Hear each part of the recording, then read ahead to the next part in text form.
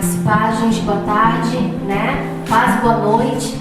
Você pode se sentar. A gente vai dar continuidade ao nosso estudo, como nós fazemos todos os sábados, né? Falando da palavra do Senhor, falando do caráter de Cristo que é gerado em nós a cada dia, com coisas básicas, com coisas simples. É importante a gente entender que tudo que acontece nas nossas vidas, né, vem do Senhor e Ele trabalha, Ele aproveita para trabalhar em nós. E eu sei que desde que nós acordamos, até o horário, até o momento em que a gente vai se deitar, Deus está conversando conosco.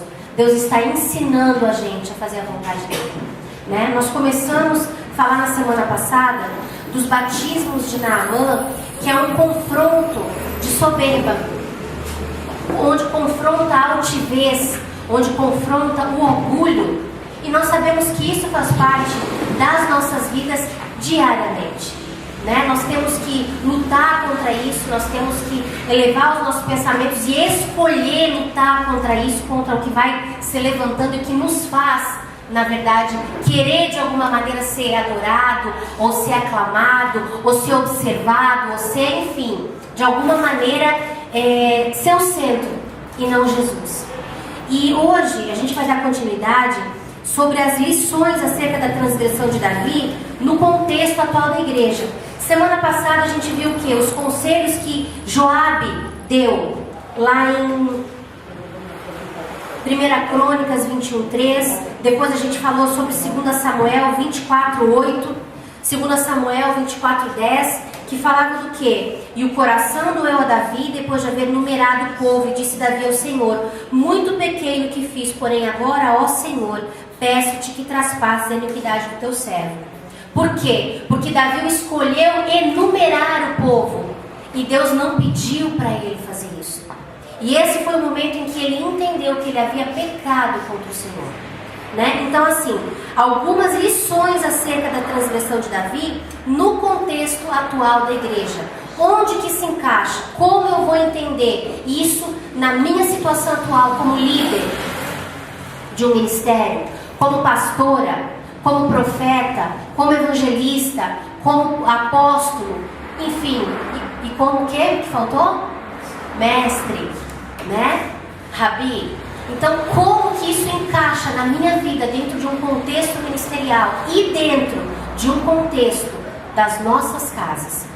Então, a primeira coisa, o crescimento pode ser a maior prova de Deus para a vida de um líder. Uma prova, não uma prova de amor, uma prova de caráter, de confronto. O sucesso traduzido pelo crescimento pode configurar a oportunidade perfeita para Satanás incitar um líder ou até mesmo todo o ministério à soberba. Crescimento é algo natural e necessário, é fundamental. Portanto, que todo líder saiba como se relacionar com o crescimento sem se contaminar com o exclusivismo e a soberba. Porque nós. Cuidado, nós precisamos cuidar. Deus está operando no nosso meio. Nós temos crescido na graça, no conhecimento e nos números. Mas de que adianta se isso engordar o nosso coração? Então, olha só. Precisamos saber separar a alegria do sucesso da motivação arrogante de mostrar. Nós temos várias canções que nos instigam a mostrar para o nosso próprio: tá vendo Deus na minha vida? Aquele que não te ajudou, aquele que te abateu, vai ver o que Deus vai fazer com você. São motivações que, se a gente não filtrar, acabam sendo motivações de vingança. Então eu não estou querendo mostrar o meu sucesso porque é a glória do Senhor. Eu estou querendo mostrar para fulano, ciclano e beltrano que eu sou a dona, que eu sou a senhora, que eu sou a pessoa. E não é. Então, se eu estiver alegre no espírito, oh glória, Deus vai me honrar e vai me levantar. Mas a motivação do meu coração precisa ser afunilada. A gente vem conversando que Deus tem feito. Parece que não é mais nem uma peneira. A peneira ela é larga. Nós estamos entrando num tempo de afunilação. Funil. Nem sacudindo assim não dá. Tem que passar pelo funil. Então olha só. Quando o crescimento inspira a soberba, haverá grandes perdas. Satanás é um expert em crescimento, principalmente do ego. Quando o crescimento da igreja é seguido pelo crescimento do orgulho dos líderes, o julgamento de Deus é iminente. Pode demorar, mas vai acontecer. Ah, mas não chegou o tempo, ou chegou o tempo, Deus tem que fazer alguma coisa. Não, deixa que Deus vai fazer. Não faça você por Deus. Não façamos, porque assim nós nos colocamos como quê? Juízes acusadores. Nós devemos julgar, até falávamos sobre isso hoje. Mas naquilo que eu venci, que o Senhor me capacitou, eu tenho autoridade. E eu uso essa autoridade. Para quê? Para estender a minha mão e dizer, eu estou aqui. Você precisa de mim? Essa é a diferença do julgamento, do apontar o dedo e do estender de mãos, e daquele onde você estende e diz, vem comigo. Certo? Então, o julgamento de Deus vem. Não precisa do nosso apontar de dedo. O próprio Senhor faz a seu tempo. Segunda coisa, um forte esquema interior de vigilância motivacional e discernimento das estratégias malignas são demais quando começamos a nos sentir bem-sucedidos na nossa liderança. Quanto mais Deus nos acrescenta, mais cuidadosos nós precisamos nos tornar em relação à soberba. A soberba mina e destrói o que Deus deu e construiu. Neste princípio reside a mais destruidora estratégia do diabo. Quando Deus abençoa muito ao líder, uma das poucas alternativas de Satanás será usar todas as suas artimanhas para levar este líder a se vangloriar, recebendo os méritos por aquilo que foi Deus que fez. Isso pode parecer óbvio, mas é muito mais sutil e sedutor do que possamos imaginar. Se você literalmente soubesse, na cara, que você está roubando a glória de Deus, você ousaria roubar a glória de Deus? Sabendo que Ele é um Deus ciumento e que Ele não divide a glória dele com ninguém? Vocês ousariam? Eu não ousaria. Então, a estratégia que Satanás usa é muito o quê? Ardilosa, sedutora. Não é descarada. O inimigo não faz assim, gente. Ele vem caminhando junto à humanidade há milhares de anos. E o que ele faz? Ele não conhece os nossos pensamentos. Porque os nossos pensamentos somente quem permeia o Senhor. Mas Ele conhece as nossas expressões faciais. O nosso corpo fala. Vocês já ouviram falar que as nossas expressões falam? Ele conhece. Quantos mil anos ele está por aí? 1 milhão de anos que ele está rodeando e passeando e observando. Então tudo isso. Então agora eu vou viver assim. Não, gente, em nome de Jesus, nós somos livres. Mas saibamos de uma coisa: a motivação do meu coração, ela transforma e forma todas as coisas. É isso aí mesmo. Ela transforma e forma. De repente eu estou mal motivada, mas eu abro para o Senhor e Ele começa o quê? Transformar e formar uma motivação nova, que vem do reino, não daquilo que nós aprendemos. Então olha só, a soberba pode ser definida como a sutileza de Satanás em arrombar o ministério pela porta da liderança. Quando nos ensoberbecemos, remanejamos a glória de Deus para Satanás. Ele se infiltra, deixando um rastro de tragédias e destruição da obra de Deus. Na verdade, a soberba é a verdadeira raiz de muitos escândalos morais que subvertem grandes líderes e ministérios. Então, por trás, na verdade, da soberba, estão praticamente todos os escândalos morais. De prostituição, de adultério, de homossexualismo, de sedução, dos cupidos e os namoricos, né? Infelizmente hoje nós vemos uma enxurrada de moças, moços, líderes que já oraram quase a metade da igreja, mas o primeiro já era de Deus, porque Deus falou comigo, daí eu fui orar. Engraçado, Deus mudou de ideia. É Deus que mudou de ideia? Ou é você que não ouviu o Senhor? Ou somos nós que não ouvimos ao Senhor? Porque se realmente ouvirmos ao Senhor, porque Ele tem, nós não vamos errar, mas nós temos que ter paciência. Só que eu sei, e Deus respeita se você quer fazer a tua escolha, viu? E ele respeita muito isso. Porém, há consequências. Quantos de nós já fizeram escolhas erradas? E sofrem com isso até hoje? Alguns ainda não sofrem mais, já passaram por situações, mas sofreram, foram maculados nos seus sentimentos, na sua alma.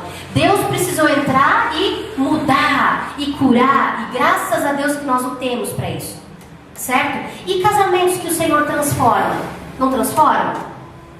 Eu casei na igreja, mas conheci o meu esposo no mundo. Deus transformou o quê? A coisa natural e abençoou, por quê? Porque nós dois nos colocamos à disposição para que Deus fizesse isso. Mas e se só eu quisesse e ele não quisesse? Ou se ele quisesse e eu não quisesse? Um de nós ia o quê? Pagar um preço. E talvez fosse um preço alto, né? Então é importante a gente entender que até essas coisas, a soberba nos rouba. Sabe? E nos rouba tanto assim.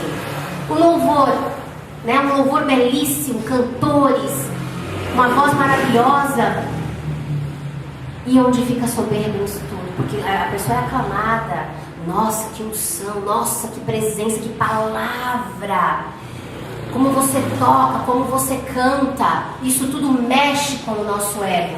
Então é errado receber uma lisonja? Não receba, em nome de Jesus. Mas não tome a glória para você.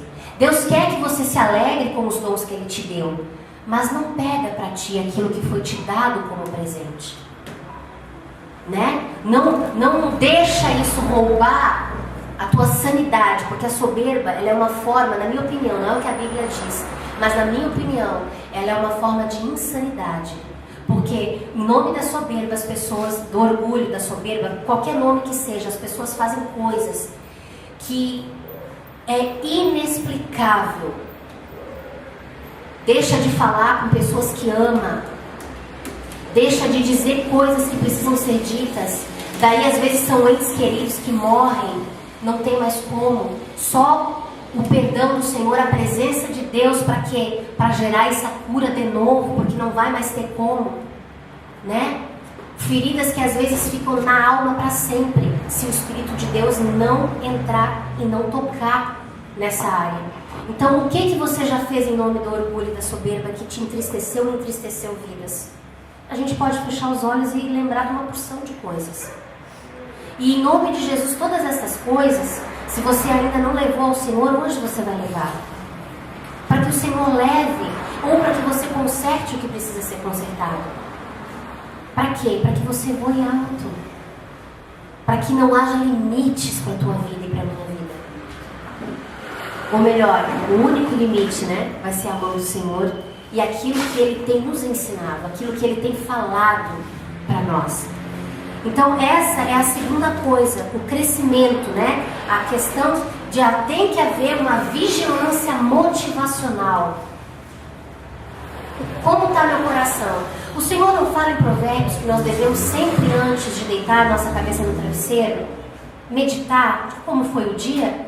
Quando eu perco tempo para fazer isso, o que acontece com você e comigo? Deus vai falar aos nossos corações, vai mostrar pra gente o que eu errei, o que eu acertei, vai me amar e me abraçar, vai me mostrar um caminho melhor, mais excelente, vai me mostrar o que eu deixei para trás, que eu tenho que consertar. E no dia seguinte, de acordo com aquilo que eu permiti que Deus fizesse na minha vida, eu já vou consertar o que eu tenho para consertar. Às vezes nem acontece de nós deixarmos para o dia seguinte, é na hora. Eu sou meio descarada. Se o Espírito de Deus fala comigo de algum erro meu, na hora, e eu estou ali com a pessoa, eu dou uma relutada de 3 segundos. E daí eu já chego, ó, tem um negócio para te falar, entendeu? Eu pisei na bola, eu falei um negócio assim. Às vezes a pessoa nem percebeu, mas o Espírito me disse, nem importa, não quero nem saber se a pessoa percebeu ou não percebeu, se ela magoou ou se ela não magoou, eu vou fazer a minha parte. Porque se o Espírito de Deus me trouxe o conhecimento, o que eu vou fazer? Eu vou consertar, porque eu sei a motivação do meu coração, por isso que o Espírito me falou. Então, vigilâncias diárias, né? Não de andar sobre ovos, viu, gente? Em nome de Jesus. Porque daí não é vida, né? Misericórdia. é agir com liberdade, mas sempre observando.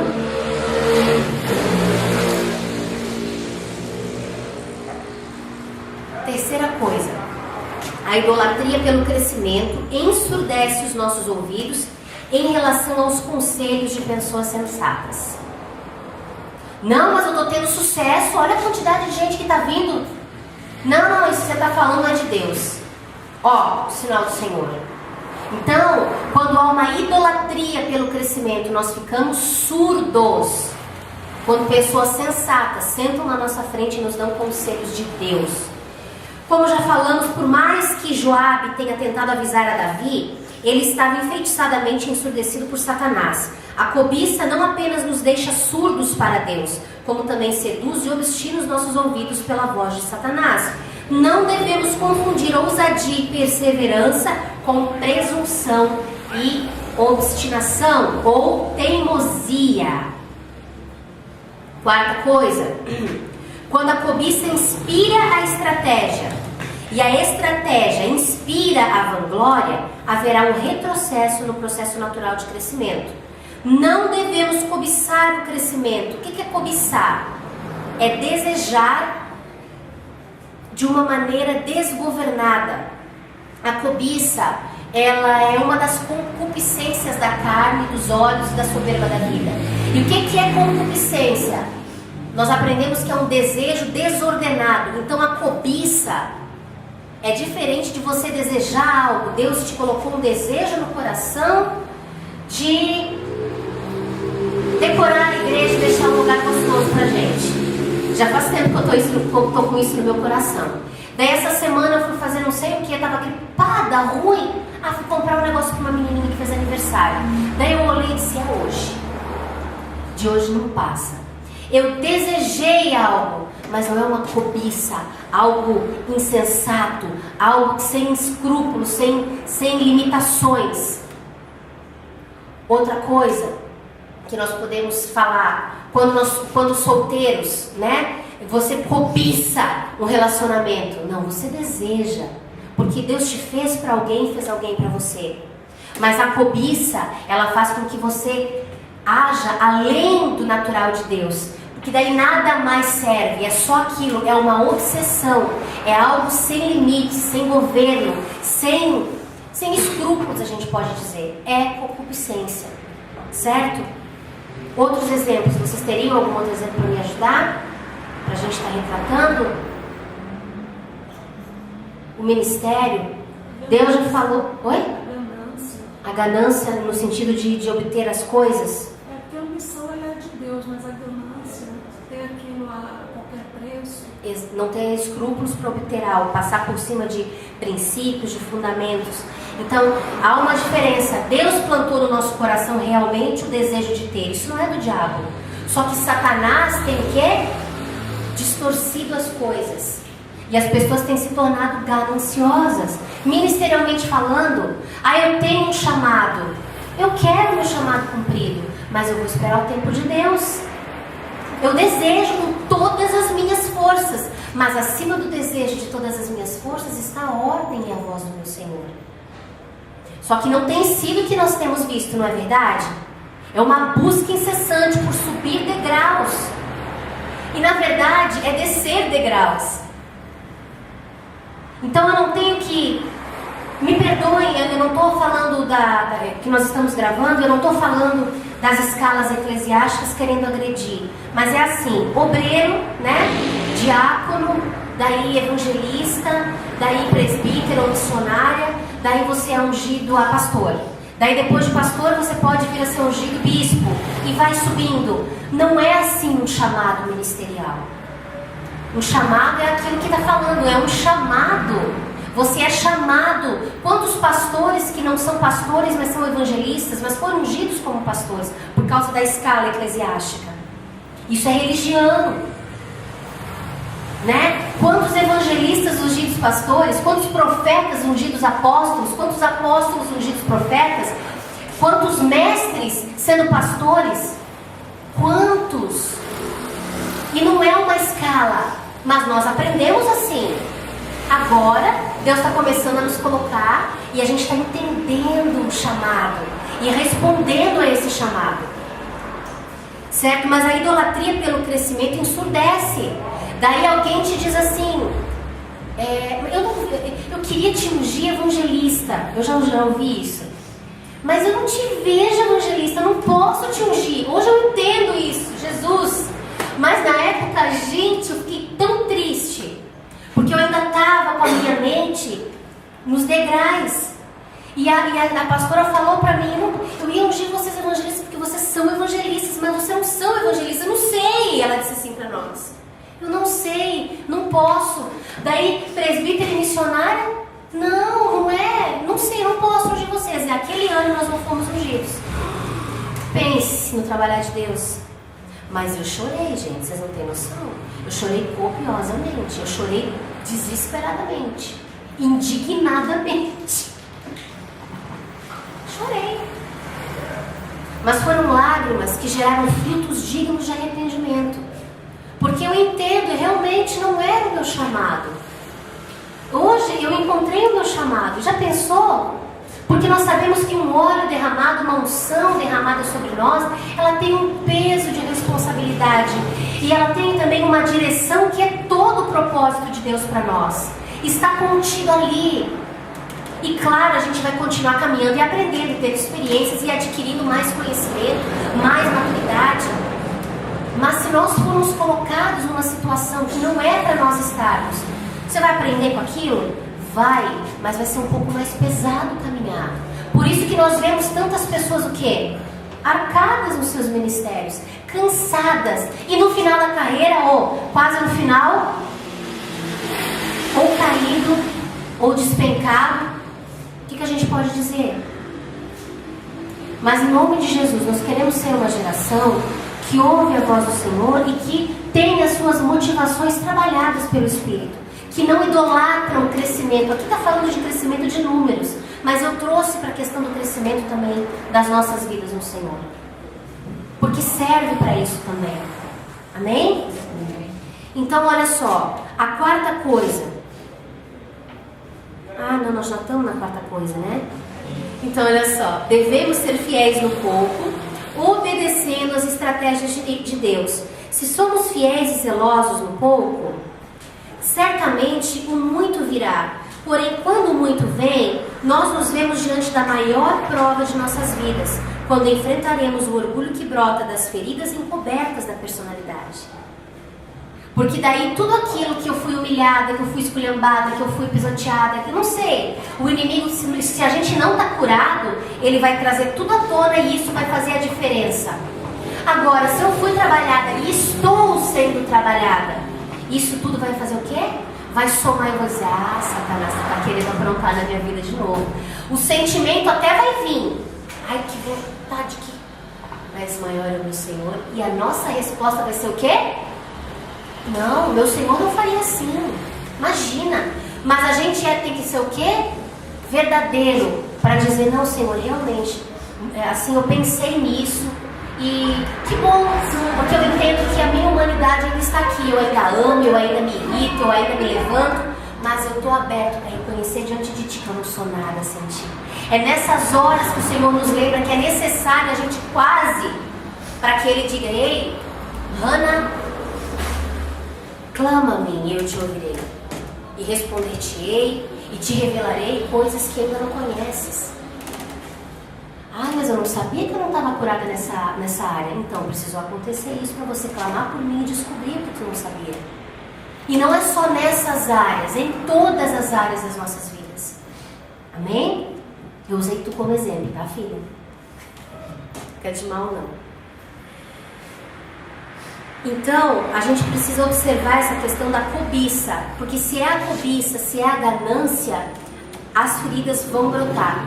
E a gente tem que estar mais atento ainda para deixar o Espírito de Deus arrancar isso de nós. Quinta coisa, quando a estratégia de crescimento está acima da responsabilidade de ouvir ao Senhor e receber a sua direção, fazemos violência ao reino de Deus. A identidade de muitas igrejas tem sido estuprada pela idolatria a uma estratégia, trazendo perdas imensuráveis. mega igrejas, onde a porta da frente é enorme, mas a de trás é mais larga ainda. Olha que palavra forte.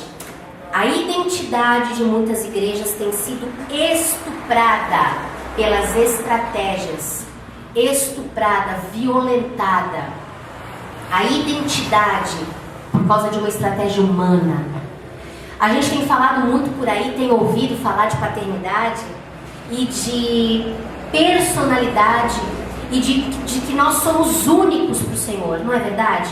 Existe somente uma Sandra com a personalidade da Sandra, existe uma Grazi com a personalidade da Grazi, uma Camila com a personalidade, uma Mari, uma Patrícia, uma Rose, uma Cris, com essa personalidade. E a gente às vezes quer copiar pessoas, a gente quer se inspirar não é problema, Paulo ensinou que é bom, sede meus imitadores, como eu sou imitador de Jesus, né? Então me copiem, mas não na personalidade, não no jeito de caminhar, de falar, de comer, eu não sei. Sede meus imitadores na santidade, sede meus imitadores no caráter de Cristo. Então Deus quer tu como tu é. Ai, mas eu falo engraçado, tal. Fala engraçado, é assim que Deus vai te usar. Ah, mas eu sou meio palhaça de vez em quando. Até não sei se o povo me leva a sério, que eu começo a falar umas coisas estranhas assim, eu sou esquisita, sei lá. Mas é assim que eu sou.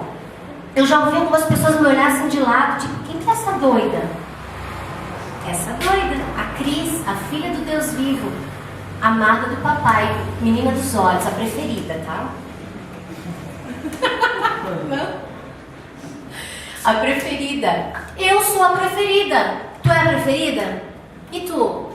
Amém. Seja você. E a gente tem sido violentado nessa personalidade. Não, eu preciso seguir um modelo. Eu preciso seguir uma estratégia. Não. Você tem que seguir o modelo e a estratégia que o Senhor te der. E mesmo assim, esse modelo e essa estratégia não é uma caixinha em que você faz tudo cronometradamente falando, até porque existe a multiforme sabedoria de Deus que vai ser usada e vai se manifestar na hora que Ele quiser, porque Ele é Deus. Nós temos colocado Deus em fórmulas e a fórmula é Deus, não adianta. Ah, é errado então a gente se organizar, a gente colocar, a gente fazer? Não, não é.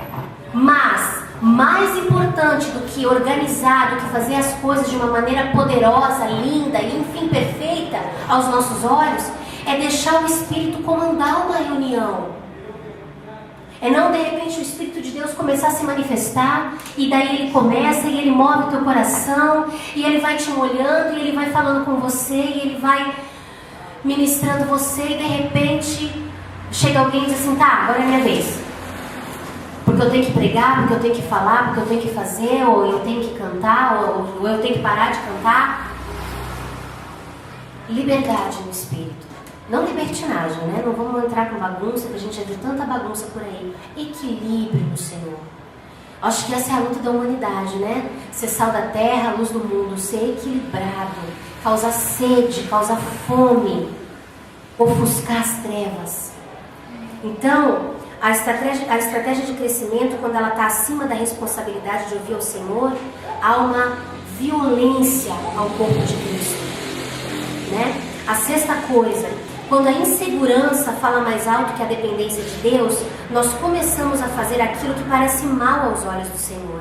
Nós passamos a sacrificar princípios, ignoramos o conselho oportuno dos sábios, queimamos relacionamentos e renegamos a genuína vontade de Deus.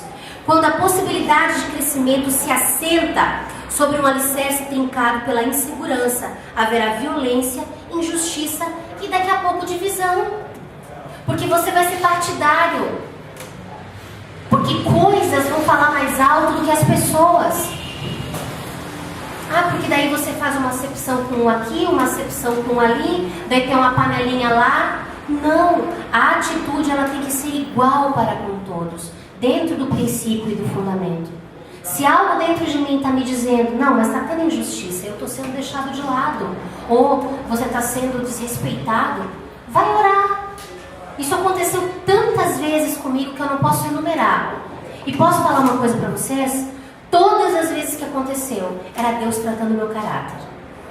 E se continuar acontecendo, eu vou escolher dizer: Deus está trabalhando no meu caráter. Porque se Ele ainda permite que isso aconteça, é porque Ele ainda tem coisas para me ensinar acerca disso. Ah, estão falando de mim. Você não tem aquelas impressões às vezes? Quem de nós não passou por isso, por essa luta? Meu Deus, olha lá na cara. Sangue de Jesus tem poder. Fala mesmo, deixa falar. Ora, abençoa. Deixa Deus trabalhar em você. Deixa Deus trabalhar em mim. Ah, mas é uma injustiça. Que Deus julgue então a injustiça. Mas eu vou deixar Deus trabalhar em mim, amém? Tu vai deixar Deus trabalhar em ti. Por quê?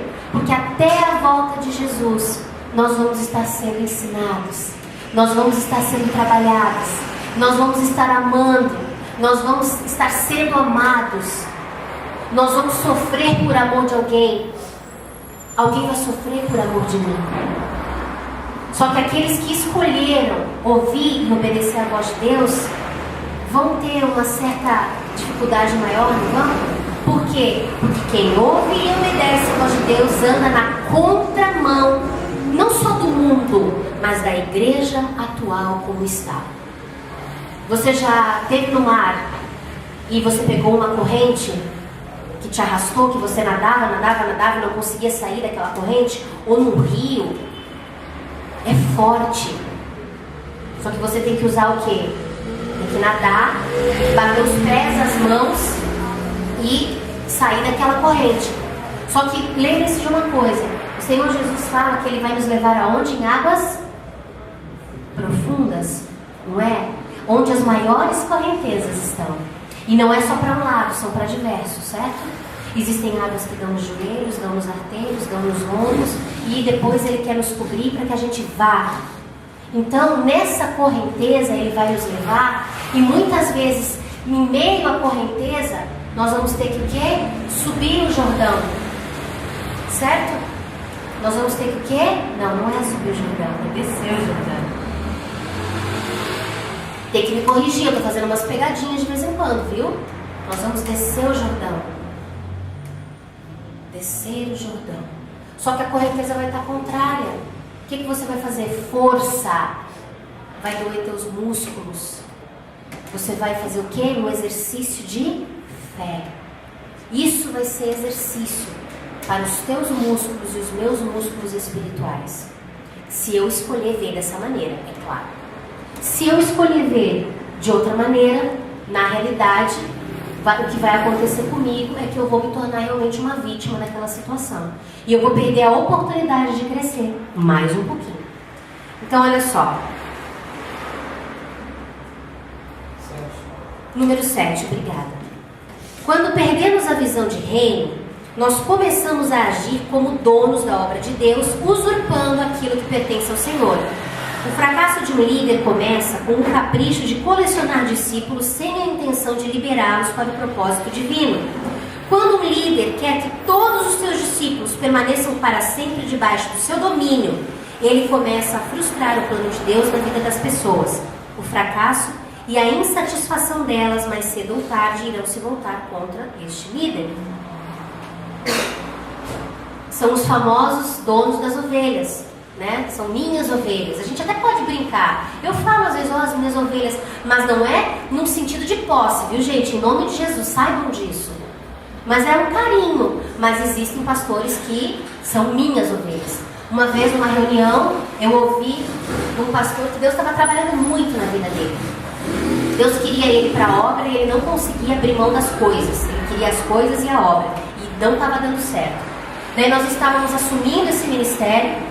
E esta liderança pegou e disse para nós assim: vocês estão envenenando as minhas ovelhas. Daí eu olhei para eles e falei: primeiro, as ovelhas são do Senhor. E segundo, que ovelhas se o Senhor não está presente?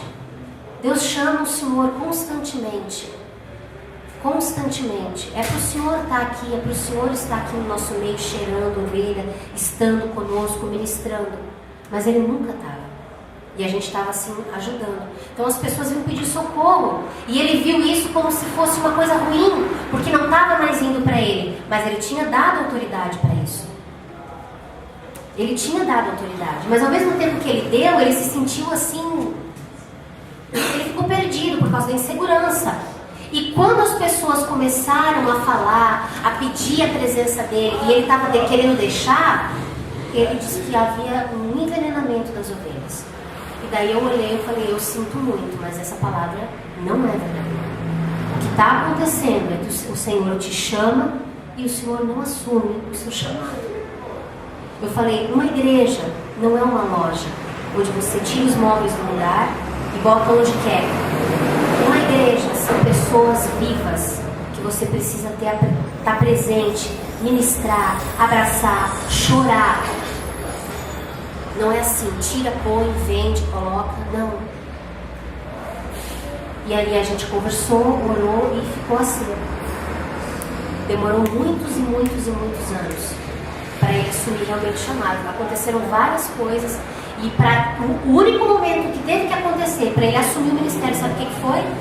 Eu fiquei sabendo que ele teve um infarto. Ele quase morreu.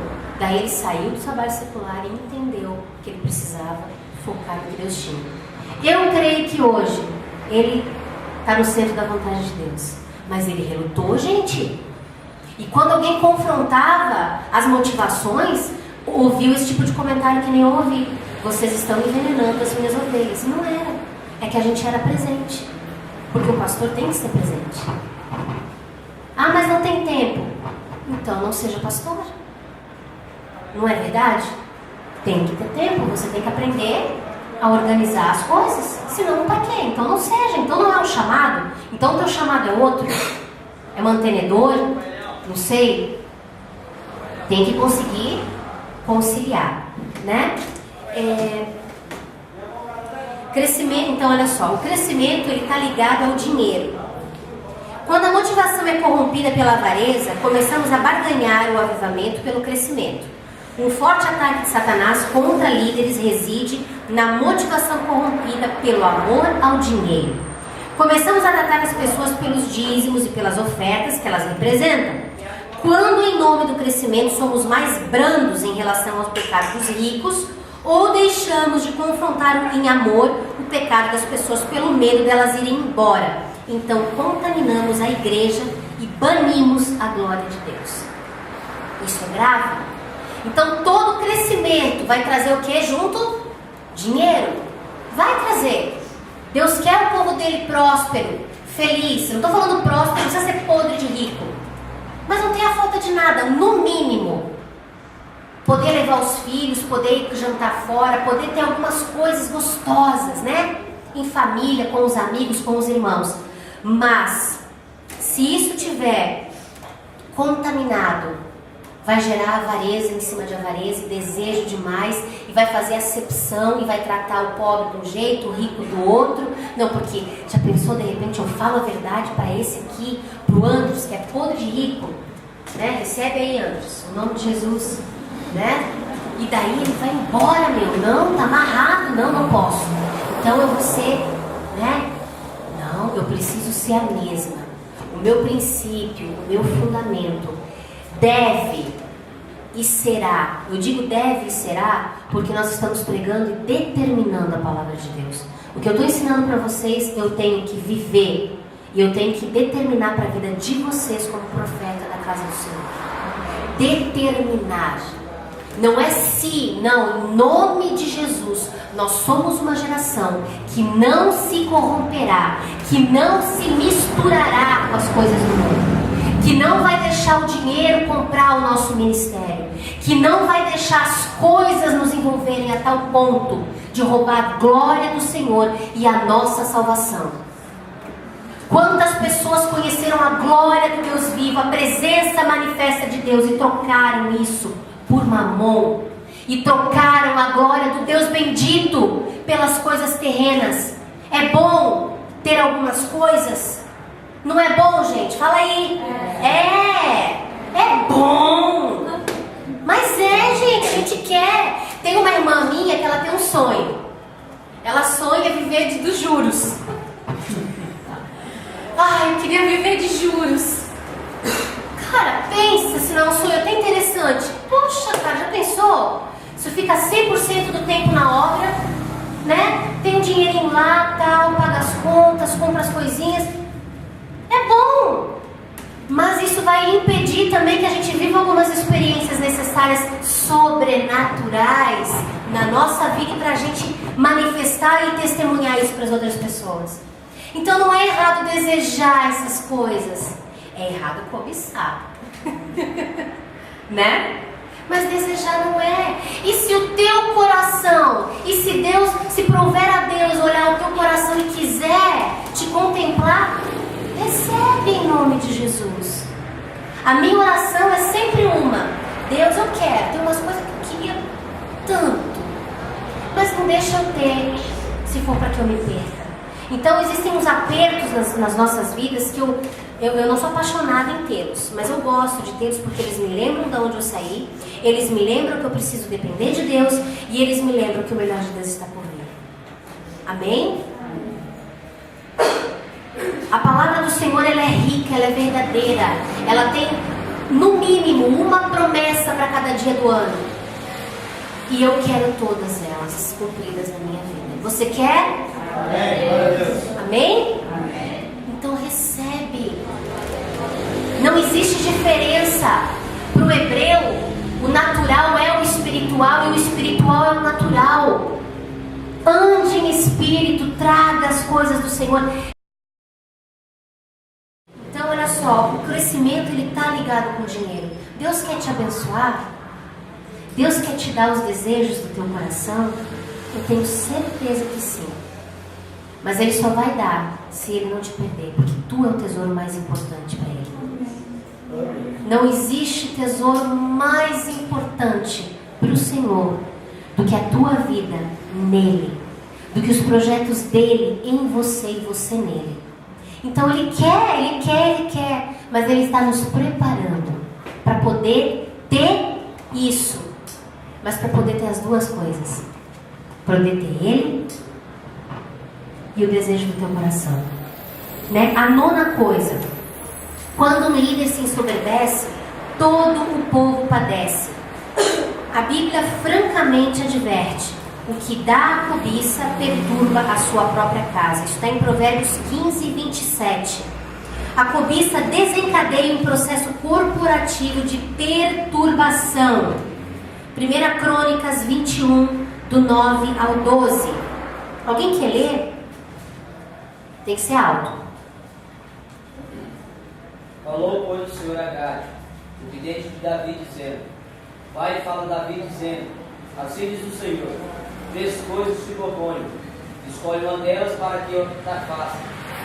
E Gade veio a Davi e disse: assim diz o Senhor, escolhe para ti ou 3 anos de fome, ou 3 meses de consumas diante de teus adversários, e a espada de teus inimigos te alcance, ou 3 dias a espada do Senhor, isso é, a peste na terra, e o anjo do Senhor descubra todos os termos de Israel.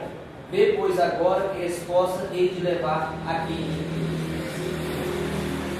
A soberba de querer saber mais que Deus, ou de querer dizer ou ensinar para Deus alguma coisa, perder o foco, deixar com que as coisas se confundam no nosso coração, ela faz com que todo o povo padeça. Então olha só, aqui Deus falou: algo tem que acontecer, escolhe. Daí você líder pensa assim: gente, mas o que eles têm a ver com a situação? Lembra que nós falamos semana passada? Lá atrás, com Samuel. Samuel era profeta, falava da parte de Deus, mas o povo almejou o rei como os outros povos tinham. Junto com esse desejo veio o quê? Responsabilidades, certo?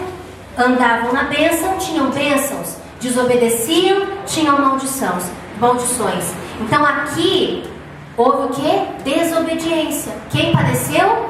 O rei e o povo. Então a fome, ou seja, A escassez de alimento e revelação na mensagem. A espada do inimigo, ou seja, um tempo de ataques generalizados relativos à família, saúde, finanças, ministério, destruindo muitas pessoas de potencial. A peste na terra, a espada do Senhor, ou seja, escândalos momentâneos, trazendo perdas maciças de pessoas. Tudo isso são sintomas latentes de que os líderes estão idolatrando o povo, os números. Escândalos, problema financeiro, ao que? A idolatria pelo povo. Que coisa, hein, gente? Olha as revelações do Senhor para nós. Peste na terra, a espada do Senhor, ou seja, escândalos momentâneos que trazem perdas maciças de pessoas. Nós não temos ouvido falar disso? Nós não temos não só ouvido, como visto isso? Então, Deus está falando conosco, né? Então, a gente vê o seguinte, que os 7 batismos de Naamã confrontam a soberba, certo? Vamos ler essa passagem em 2 Reis. Abre a tua Bíblia comigo. 2 Reis, capítulo 5.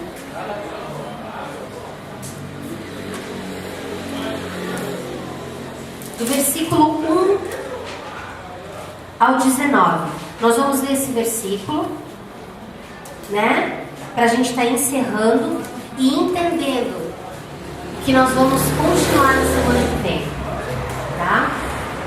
2 Reis 5, do 1 ao 9. Amém, gente? E Naamã, chefe do exército do rei da Síria, era um grande homem diante do seu senhor e de muito respeito, porque por ele o Senhor dera livramento aos sírios, e era este varão um homem valoroso, porém leproso. E saíram tropas da Síria e da terra de Israel, levaram presa uma menina, que ficou ao serviço da mulher de Naamã, e disse esta sua senhora: tomara que o meu senhor estivesse diante do profeta que está em Samaria, ele o restauraria da sua lepra. Então entrou Naamã e o notificou a seu senhor, dizendo: assim e assim falou a menina que é da terra de Israel. Então disse o rei da Síria: vai, anda, e enviarei uma carta ao rei de Israel. E foi, e tomou na sua mão 10 talentos de prata e 6.000 ciclos de ouro, e fez mudas de vestes.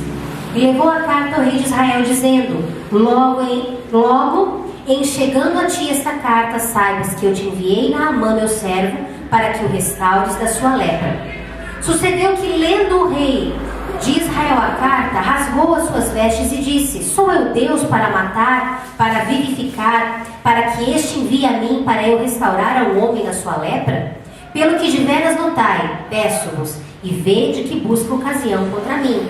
Sucedeu, porém, que ouvindo Eliseu, homem de Deus, que o rei de Israel rasgara as suas vestes, mandou dizer ao rei: por que rasgastes as tuas vestes?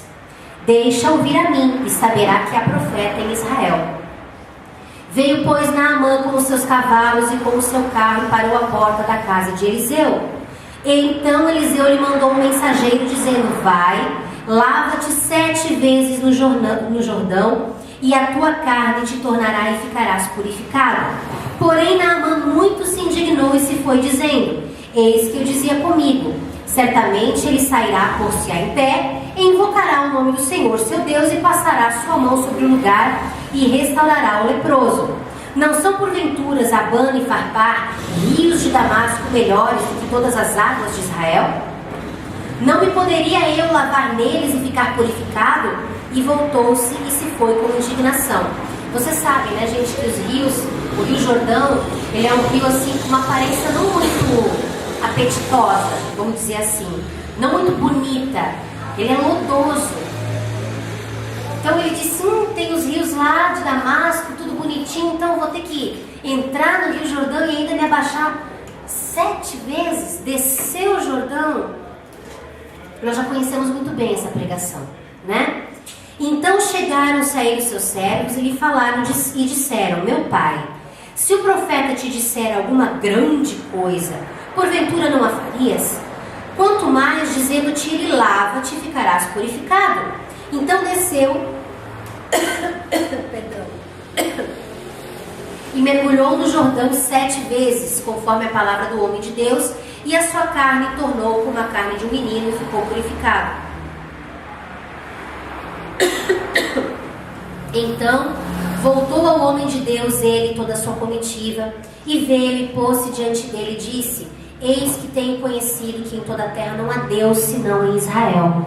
Agora, pois, te peço que tomes uma bênção do teu servo.